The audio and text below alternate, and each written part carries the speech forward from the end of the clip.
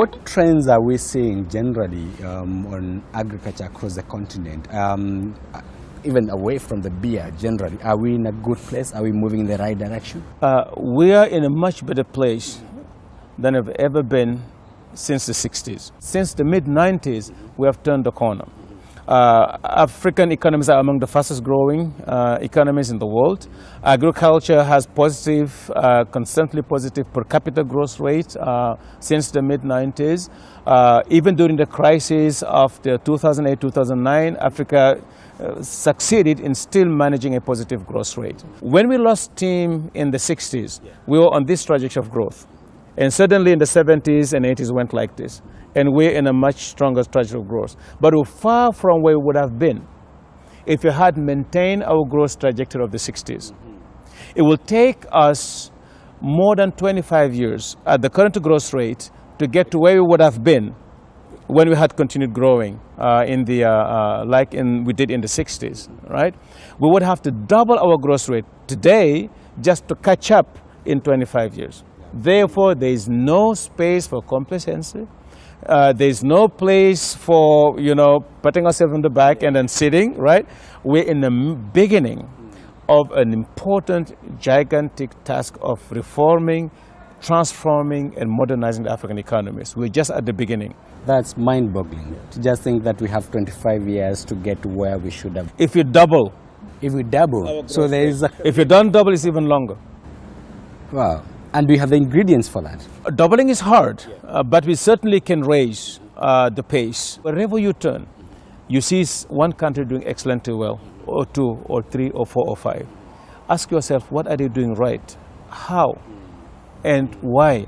And copy from it. Even in your own country, any country you take, there are sectors that are doing extremely well.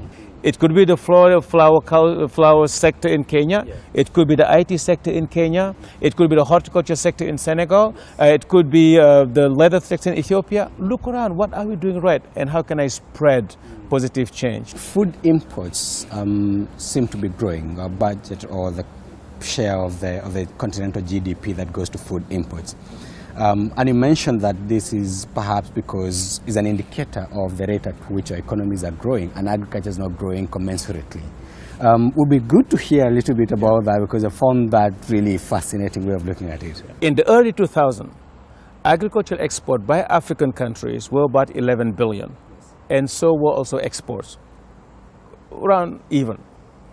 By 2014, 2015, 15 years down the road, African countries quadrupled their exports to 40 billion, 42, around 42 billion. It's not mentioned mostly. Right.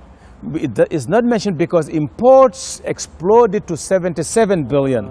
That's where the 35 gap, all right? So when you hear the 35 gap, it looks like African agriculture is not doing anything. Yes. And we're just, importing and importing and importing. It is that demand has been growing much faster than agriculture ever will be able to. And here's the reason. We talked about the last decades. You have pent-up demand. There were 2 decades where population kept on growing, but economies were not growing. There were more bellies to be fed, but less money to feed them. So what basically before the 2000 happened, when we're not importing that much, is that people are going to bed hungry. They were eating what we could produce and import a little bit on top of it. When the growth came back, incomes were rising. People had money now to buy more food. Now, growing population and growing income together push demand at a rate of growth that agriculture as a biological process cannot match in the long run. You can have a 2-digit growth rate in agriculture in a year or two because you have a bumper crop, extraordinary rains or things like that, right? But you cannot sustain it. But growth can, because incomes are growing, populations are growing, right? People can import more, right? So there are 2 positive sides to it, at least one positive side to it. The higher import figures and volumes are an indicator of our economies being in a position not just to produce more, but also having more money to buy more to feed the people. But we can shrink the gap. So therefore, what we should be asking our Minister of Agriculture is not to take us to self-sufficiency, but to raise production and productivity as much and as far as they can to reduce the gap as we go. but the gap is going to be with us for at least a generation.